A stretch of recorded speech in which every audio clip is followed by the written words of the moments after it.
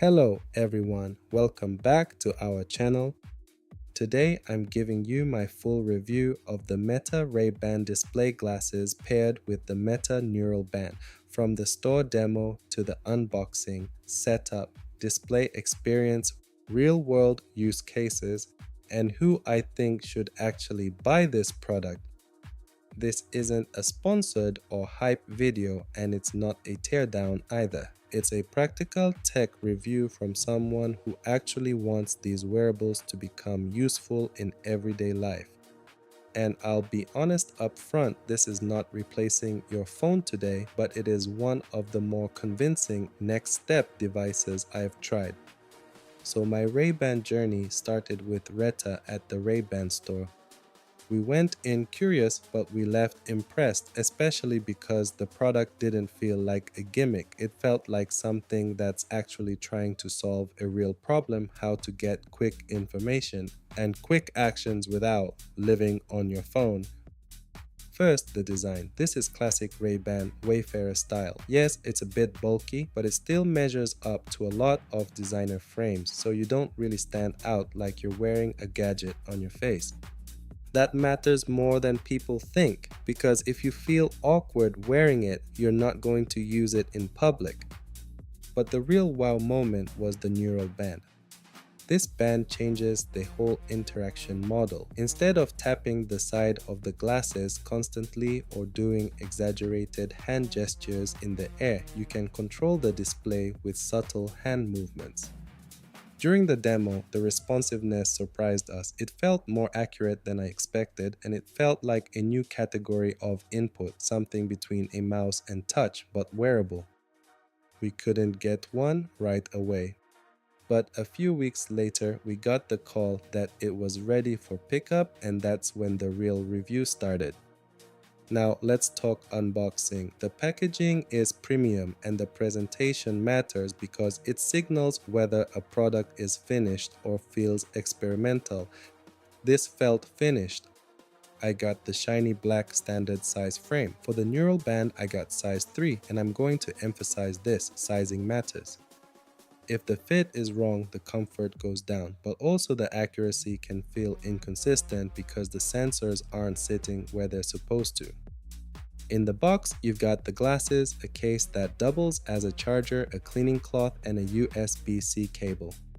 The charging case is a nice touch because it turns the wearable lifestyle into something practical. You store it, protect it, and charge it in the same routine.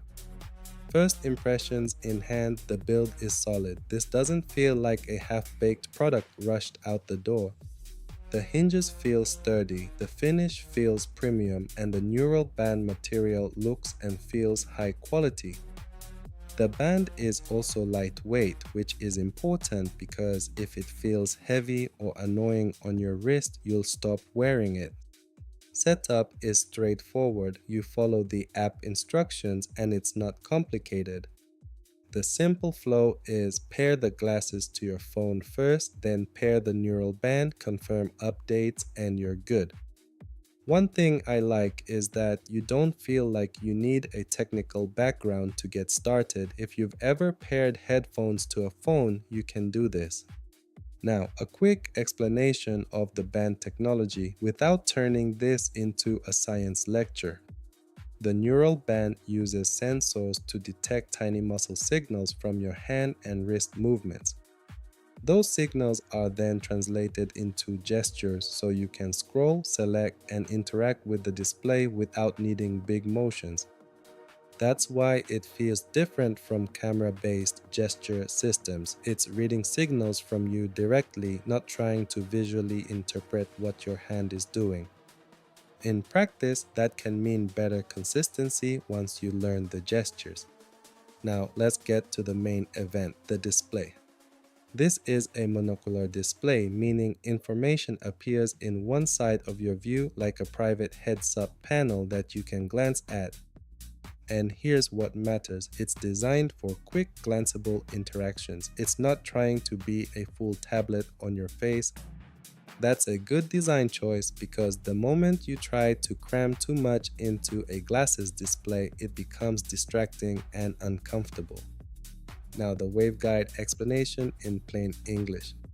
A tiny projector sends light into the lens, and the lens guides that light to your eye in a controlled way so the image looks like it's floating in front of you. You don't need to know the physics to appreciate the result. What matters is that it's readable, fast, and feels like a natural glance and go interface. And I'll say this, what makes or breaks a display wearable is not how futuristic it looks. It's whether you actually use it without thinking. That's what we're evaluating here. Let's talk about what shows up on the display and what the ecosystem feels like. This isn't a general purpose app store like your phone. It's a set of experiences that make sense for quick use. Notifications, messages, calling, navigation, translation, camera functions, and Meta AI. That's the right approach for this category because the glasses should feel like an extension of your phone, not a replacement. If you want a full screen browsing experience, you already have a phone. The glasses win when they reduce friction. So think of it this way. The display is for quick moments, checking something, responding fast, getting directions, translating a phrase, snapping a quick clip, then moving on with your life. And this is where the product feels genuinely useful. It's not trying to do everything, it's trying to do the right few things well. Now let's break down what feels valuable day to day. Meta AI is a big part of this. It's useful for quick questions and quick context when you don't want to stop what you're doing. For example, if you're walking, shopping, traveling, or cooking, situations where pulling out a phone is annoying, hands-free AI starts to make sense. Messaging and calling are also strong use cases. Even if you only use it for simple replies like "on my way" or "give me 5 minutes," the convenience is real. And once you pair that with the neural band, the interaction becomes more subtle and less awkward. Navigation is another big one. The value of navigation isn't that it's flashy, it's that it reduces the stop and check phone loop. Glance, confirm, keep moving, that's the sweet spot. Translation is huge, especially if you travel or work around different languages. Again, the magic is in the convenience, being able to get help in the moment without breaking the conversation flow. And then there's the camera. Hands-free capture is one of those features that sounds small until you use it. If you're a creator, a parent, or just someone who wants to capture moments naturally, it becomes surprisingly valuable. You're not always pulling a phone out. Sometimes you just want to record what you're seeing and keep living in the moment. Let's talk about the neural band more directly. The band is accurate and responsive once you learn it, but there is a learning curve, and I want to be honest about that. At first, you're thinking too hard about every gesture. You're like, did I do it right? Is it reading me? Then after some time, it becomes muscle memory, literally, and you stop thinking about it. And that's when the product starts to feel smooth instead of experimental. Because the goal isn't to feel like you're operating a device. The goal is to feel like you're just interacting. Also, I like that the interaction is subtle. You don't look like you're waving at invisible menus in public. It's quiet, controlled, and it matches the idea of wearable computing better than big hand gestures. Now, I signed up for early access, and the handwriting feature is one of the most exciting parts. The idea that you can input text by tracing letters with your finger on a surface and the band interprets it feels like a real preview of where this ecosystem is going. Is it perfect today? Not always, but the concept is powerful. Because if this gets refined, you're looking at a whole new way to interact with wearables without voice, without pulling out a phone, and without awkward gestures. This is the kind of feature that makes you optimistic, not because it's flashy, but because it shows there's a roadmap beyond cool demo. It shows they're building a real platform. Now let's make the expectations clear. This is not replacing your phone anytime soon. The phone is still better for long conversations, deep browsing, long emails, heavy app use, and anything that needs a full screen. The glasses are a companion device that reduce how often you have to pull your phone out. And if you understand that, you'll enjoy the product more. If you expect it to replace your phone, you'll be disappointed. The win here is convenience, not total replacement. Let's talk practicals, comfort, and daily routine. The glasses are slightly bulky but still wearable because the design is close enough to normal designer frames. If you already wear glasses, the idea of a slightly thicker frame doesn't feel crazy. The neural band is lightweight and comfortable, especially if you got the right size.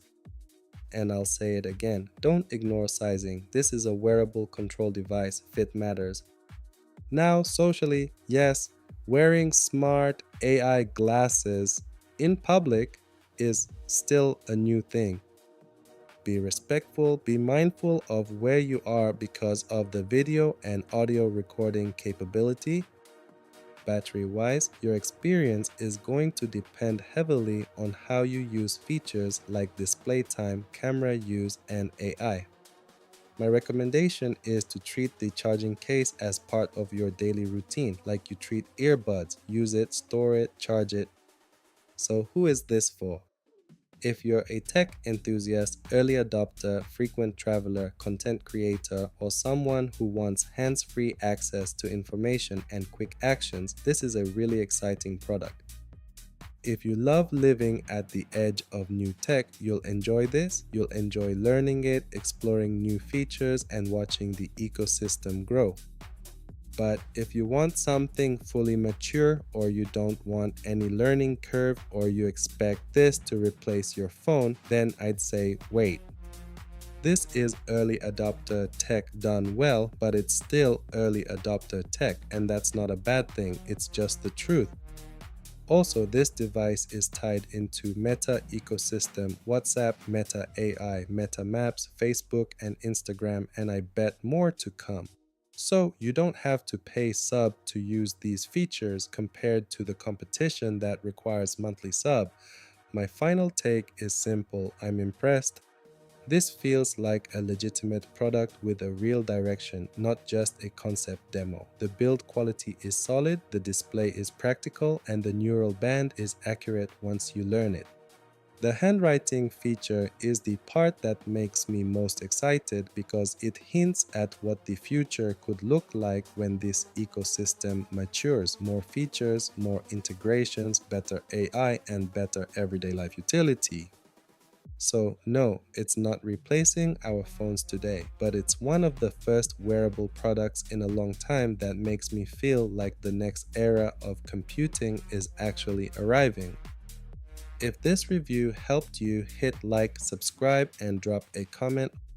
Also watch out for the Inmo Air 3 and Mudral Link review on the channel. Would you wear display glasses in public, and what feature matters most to you? Meta AI, messaging, navigation, translation, the camera, or the neural band gestures? Thanks for watching, and I'll see you in the next one.